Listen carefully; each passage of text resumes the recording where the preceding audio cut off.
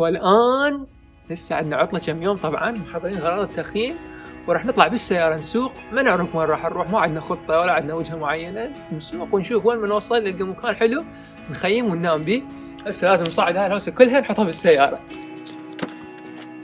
طبعا مثل مغامرة نروح بيها لازم اكو فاس ناخذه ويانا نقطع فيه حطب، وهذا شماغ التحرير يحمينا. شلون اللبس هذا؟ يحمينا من المخاطر. يلا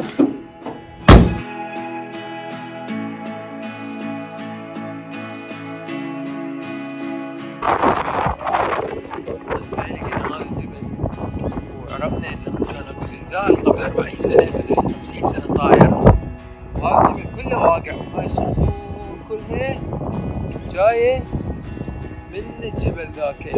طبعا اكو فد 50 مليون متر مكعب من الصخور انهارت من الجبل ووقعت هنا ودمرت الخط السريع وقتلت 4 اشخاص.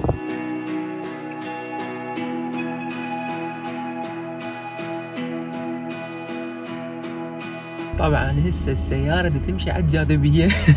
خلصنا بنزين وطفينا المحرك وقاعدين نتزحلق حتى نوصل بنزين خانة بنهاية هاي التلة. اطبق شفت خيام هنا، بلكي يخلونا نخيم بهذا الوادي. طلع هذا المكان خرافي، يعني من صدق كنصنا لقيناه هيك بالصدفة. وهذا النهر الا بشده، يعني بعد واحد ايش يتمنى من الحياة يصبح بهيجي منظر. طلعنا مو كلش مشنصين لانه المكان مقبط، العالم كلها طالعه تتخيم لانه عطله، فهاي المكانات كلها مقبطه. وهسه من صدق لازم نلقى مكان لانه راح تغرب الشمس ونتورط بنص هاي الصحراء. هي هاي وين هذا البيتش؟ طبعا ما عندنا مكان نخيم فيه، لذلك اضطرينا ماكو لنا مكان كله مقبطه عطله هنا، بس هذا المكان الصغيروني راح نقدر ننام بيه، بس لازم نعبر هذا النهر. لسه جعفر دا يشوف لنا شلون نعبر هذا، شوف ايش قد عمق هذا النهر، ايش قد لازم نسبح ونمشي، وما شدات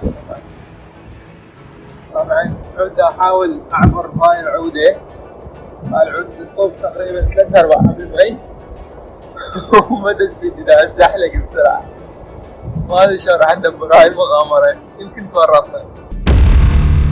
والآن هسه انا متورط ورطة من هاي الزينة، ولا اقدر اوصل لذيك الجهة ولا اقدر اوصل لذيك الجهة.